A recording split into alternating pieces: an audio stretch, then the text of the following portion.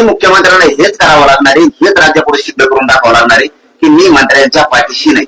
संपूर्ण प्रकरणाचा तपास व्यवस्थित सुरू आहे का? कारण इतके दिवसाले आरोपी अटक आहे, अजूनही फक्त वाल्मिक कराड ज्याच्यावर प्रमुख संशयित म्हणून आरोप केला जातोय, खंडणीचाच गुन्हा दाखल, अजूनही खुनाचा गुन्हा दाखल झाला नाही. होणार आणि करावं लागेल त्यांना.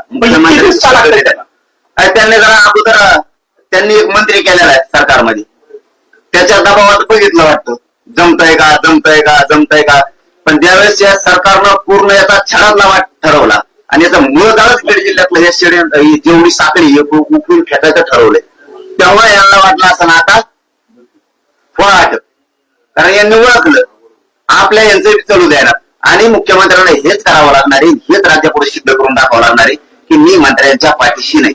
जर काय याचा एकही आरोपी सुटला नाही, यांच्यावर 302 मोका आणि यांची नार्को टेस्ट जर झाली नाही तर मुख्यमंत्र्यांनी मराठ्यांना फसवलं हे संदेश जाणार. वाल्मिक